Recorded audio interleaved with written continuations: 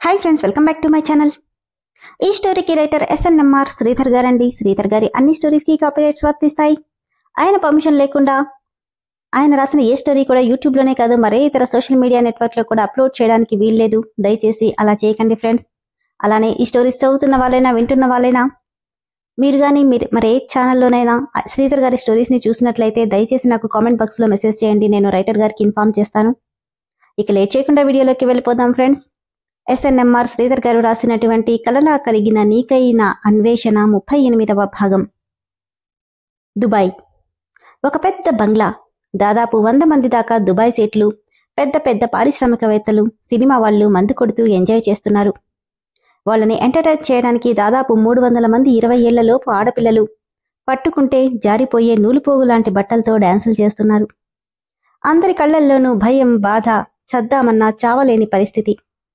చావనూ లేరు, అక్కడి నుండి బయటపడనూ లేరు.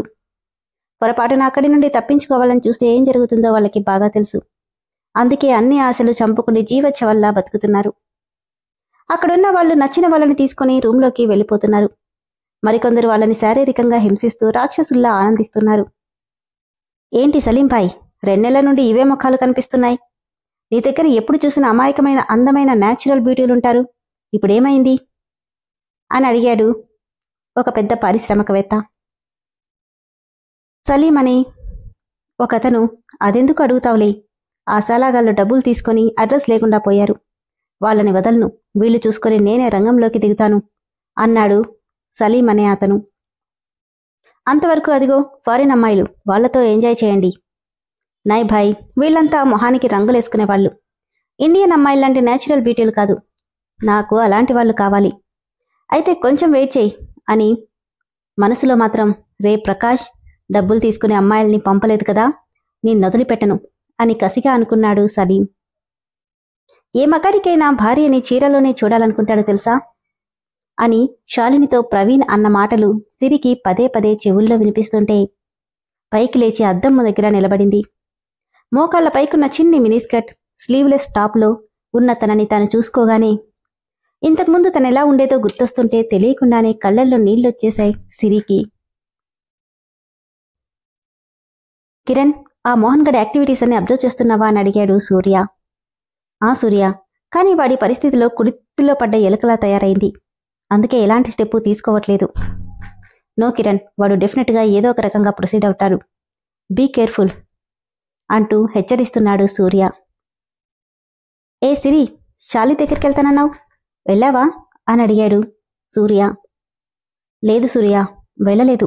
కాస్త తలనొప్పిగా ఉంటే వచ్చేశాను అని చెప్పింది సిరి. తలనొప్పా, ఇప్పుడెలా ఉంది అంటూ కంగారుగా దగ్గరికొచ్చి నుదుటి మీద చెయ్యేస్తూ ఫీవర్ ఉందా అని అడిగాడు. తన చేయిని పట్టుకుని, లేదు సూర్య, మామూలు తలనొప్పే. సరే అయితే రెస్ట్ తీసుకోమని చెప్పి అక్కడి నుండి వెళ్ళిపోయాడు సూర్య. సిరి కారులో వెళ్తూ, సూర్య అని పిలిచింది సూర్యని. హా, నీకు అమ్మాయిలు ఎలా ఉంటే ఇష్టం అని అడిగింది.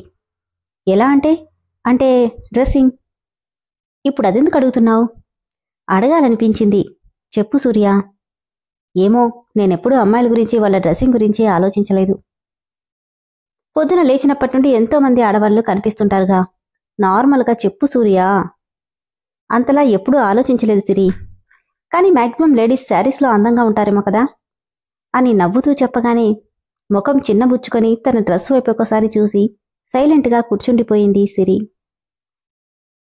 ఇప్పుడేంటి చేయడం? వీడేమో అమ్మాయిల్ని తీసుకురమ్మని చెప్పాడు. వాళ్ళని కాంటాక్ట్ చేశానా, తీగ లాగితే డొంకంతా కదిలినట్టుంటుంది.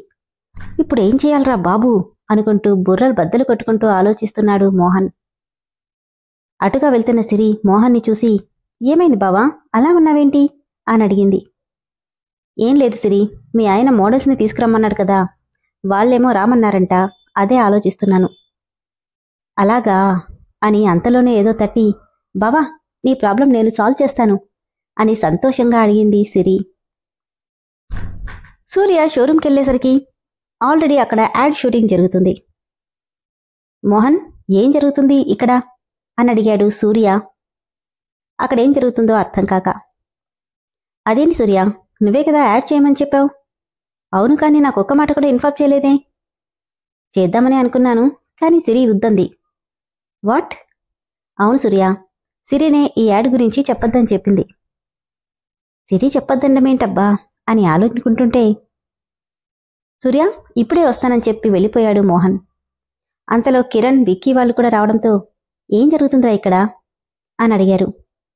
వాళ్ళు ఒక్క మాట కూడా మాట్లాడకుండా సైగతోనే అటు చూడమని చెప్పారు. వాళ్ళు చూపించిన వైపు చూసినా సూర్య అలానే చూస్తూ ఉండిపోయాడు. ఒంటి నిండా నగలతో మెరూన్ కలర్ పట్టుచీరలో దేవకన్యలను సైతం తలదన్నేలా పైనుండి చెవిబుట్టలు సరిచేసుకుంటూ వస్తుంది సిరి. సిరిని చూసిన సూర్య చూపు అక్కడే ఆగిపోయింది. విక్కీ సూర్యుని కదిపితే తప్ప ఈ లోకంలోకి రాలేకపోయాడు. సూర్యుని చూసిన సిరి దగ్గరికొచ్చి ఎలా ఉన్నాను సిరా అని అడిగింది. ఏంటి సిరి ఇదంతా? కళ్ళెగరేస్తూ ఏ బాలేదా? నువ్వే అన్నావు కదా జనరల్గా అమ్మాయిలు చీర కట్టుకుంటే చాలా బాగుంటారని, అందుకే కట్టుకున్నా అంటూనే అంతలో డైరెక్టర్ పిలవడంతో ఇప్పుడే వస్తానుండు అంటూ ఐ బ్లింక్ చేసి వెళ్ళింది సిరి. పక్కనే ఉన్న ప్రియ మెల్లిగా సూర్య ఉన్నట్టుండి సిరి ఏంట్రా ఇలా తయారైంది? లేదంటే మనకి ఆ మోహన్ గాడు అడ్డంగా దొరికేసేవాడు అంది ప్రియా. అయినా చీర కట్టుకుంటే బాగుంటావని నువ్వెందుకు చెప్పావు సూర్య అని అడిగింది అను. నేనెక్కడ చెప్పాను? నువ్వెందుకు చేస్తున్నావు అని అడిగితే సూర్యకి నేను చీర కట్టుకుంటే బాగుంటానని చెప్పాడు, అందుకే చేస్తున్నానని చెప్పింది అని ప్రియా అనడంతో సిరి మీద ఎక్కడి లేని కోపమంతా వచ్చేసింది సూర్యకి. ప్లాన్ అంతా పాడు చేసింది అనుకుని అక్కడి నుండి వెళ్ళిపోయాడు.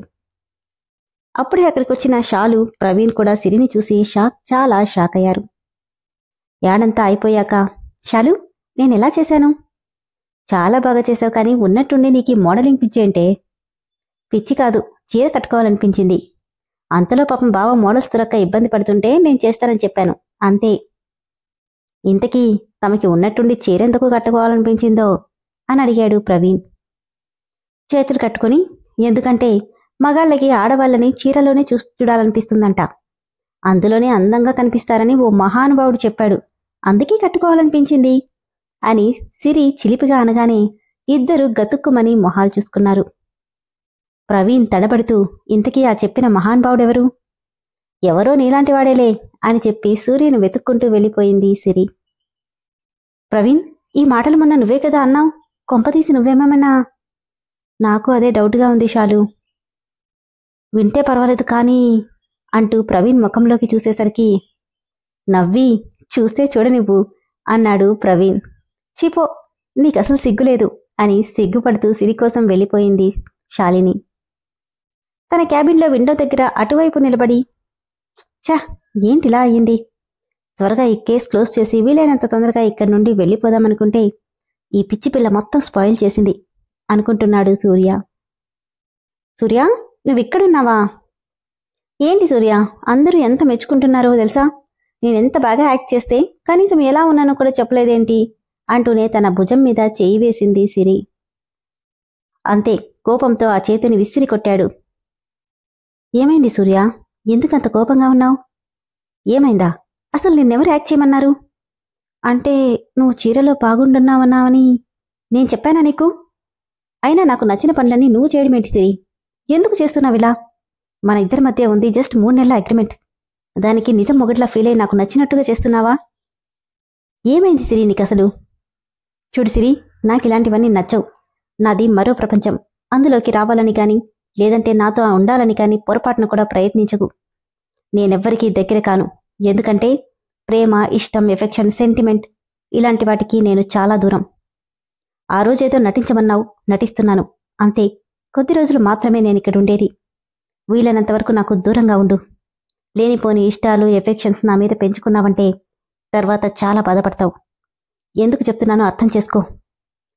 అది కాదు సూర్య, నేను నీతో చాలా విషయాలు.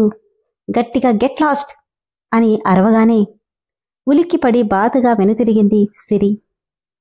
అప్పటికే డోర్ దగ్గర ఒక సైడ్ షాలు, మరొక సైడ్ సూర్య ఫ్రెండ్స్ అంతా ఈ మాటలు విన్నారు. వాళ్ళని చూసి సిరి సైలెంట్గా వెళ్ళిపోతే తన వెనకే వెళ్ళింది శాలిని. సూర్య ఫ్రెండ్స్ అంతా లోపలికెళ్లారు. ఏంట్రా ఇది, ఎలా అరిచేశావు? తన మొహం చూసావా ఎలా ఉందో అన్నాడు విక్కీ. నష్టమేం లేదులే, అనవసరంగా నా మీద లేనిపోని ఆశలన్నీ పెంచుకుంటుంది. ఎలాగైనా అది తగ్గించుకుంటుంది. నువ్వే తనను దగ్గరికి తీసి ఇప్పుడిలా అంటే ఎలారా అంది ప్రియా. బుద్ధి తక్కువై చేశానే, అదెంత తప్పు పనో ఇప్పుడే అర్థమైంది.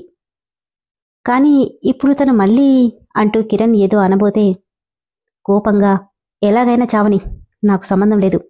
ప్రస్తుతానికి నా ముందుంది ఈ కేసు కంప్లీట్ చేసి వెళ్ళిపోవడం, అంతే. ఇక ఈ టాపిక్ వదిలేసి నేను చెప్పేది జాగ్రత్తగా వినండి అన్నాడు సూర్య. సిరి అంటూ భుజం మీద చెయ్యేసింది శాలిని. శాలు అంటూ తనని హత్తుకుపోయి ఏడుస్తుంటే, ఊరుకోవే, నేను మొదటి నుండి చెప్తూనే ఉన్నాను, సూర్యది అందరిలాంటి క్యారెక్టర్ కాదు, ఆశలు పెంచుకోకు అని. అది కాదే, అసలు నేనేమన్నానని నా మీద అంత కోపం? నిజం చెప్పు, నువ్వులా తయారైంది సూర్యకోసమే కదా? హా, అది తనకి అర్థమైంది, అందుకే అలా రియాక్ట్ అయ్యాడు. ఇప్పటికైనా మించిపోయింది లేదు. నా మాట విని అంకుల్కి నిజం చెప్పేసిరి అని నచ్చజెప్పింది Shalini. Midnight car drive చేసుకుంటూ వస్తున్న సూర్యకి తన వెనకే ఫుల్ లోడింగ్ ఉన్న ఒక ట్రక్ రావడం గమనించాడు. తన కార్ ఎటు వెళ్తే అది కూడా అటే వస్తుంది. డౌట్ వచ్చి మొబైల్ చెక్ చేస్తే ఫోన్ వర్క్ చేయట్లేదు. దాన్ని చూసి నవ్వుకొని కార్ స్పీడ్ పెంచి తను వెళ్లే రూట్లో కాకుండా యూటర్న్ తీసుకున్నాడు. రాబర్ట్, పనయిందా అని అడిగాడు ప్రకాష్. ఎస్ సార్, వాడి పని అయిపోయినట్టే. మన మీద ఎలాంటి డౌటు రాలేదు కదా? నో సార్, అసలు నేను ఇన్వాల్వ్ అవ్వలేదు. మన గురించి ఇంచు కూడా వాళ్ళకి తెలీదు. గుడ్. డాడ్, ఇక మనం సలీంని ఒకసారి కాంటాక్ట్ అవుతే బెటర్ అన్నాడు మోహన్. నో, అప్పుడే కాదు, ముందు వాడు చచ్చాడని తెలియనివ్వు, అప్పుడు చూద్దాం. ఇక బయలుదేరండి. అలానే టైం చూసుకుని వాళ్ళ ఫ్రెండ్స్ అందరినీ కూడా ఒకేసారి లేపేద్దాం. ఎటూ దొంగలనే పేరుంది కదా, ఒకేసారి ఆత్మహత్య చేసుకున్నారని చెప్పచ్చు అన్నాడు ప్రకాష్. పొద్దున్నే డాడ్ డాడ్ అని గట్టిగట్టిగా అరుస్తుంది సిరి. ఏంటి బేబీ? సూర్య నైట్ అంతా ఇంటికి రాలేదు డాడ్, ఫోన్ చేసినా స్విచ్ ఆఫ్ వస్తుంది. ఏదైనా పని మీద వెళ్ళుంటాడమ్మా, దానికే భయపడితే ఎలా? వస్తాడులే. మనసులో నా మీద కోపంతో ఇక్కడికి రావడం మానేశాడా అనుకొని, అది కాదు డాడీ అని ఏదో చెప్పబోతుంటే, ఎందుకమ్మా కంగారు పడుతున్నావు అంటూ వచ్చాడు ప్రకాష్. అది మావయ్య, రాత్రి నుండి సూర్య ఇంటికి రాలేదు. అయ్యో అలాగా అంటుంటే అంతలో ఎక్స్క్యూజ్ మీ సార్ అంటూ ఒక పోలీస్ ఆఫీసర్ వచ్చాడు. అందరూ అతన్ని చూడగానే కంగారు పడి, ఇన్స్పెక్టర్ మీరేంటిక్కడా? ఒక నెంబర్ చెప్పి, ఆ కార్ మీదేనా సార్ అని అడిగాడు. డాడ్, అది సూర్యకాడే వాడే అంటుంటే, ఎస్ మాదే. ఏమైంది? ఆ కార్ నిన్న నైట్ సిటీ అవుట్కట్స్లో బ్రిడ్జ్ మీద నుండి పడిపోయింది. కార్ మొత్తం బాగా డ్యామేజ్ అయింది సార్ అనగానే సిరి, విశ్వనాథ్ ఇద్దరూ కంగారి పడిపోయి ముఖాలు చూసుకున్నారు. ప్రకాష్, మోహన్ ఇద్దరూ కన్నింగా నవ్వుకున్నారు.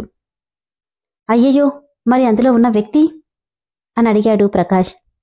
అదే తెలియట్లేదు సార్, మేబీ ఫోర్స్గా లోయలోకి పడ్డం వల్ల బాడీ ఎక్కడైనా విసిరేసినట్టు పడుండొచ్చు. మేం వెతుకుతున్నాం, బట్ బతికే ఛాన్సెస్ చాలా తక్కువ అనగానే సూర్యా అని గట్టిగా అరుస్తూ స్పృహ తప్పి పడిపోయింది సిరి. నిజంగానే సూర్య చనిపోయింటాడా లేదా అనేది తదుపరి ఎపిసోడ్లో తెలుసుకుందాం.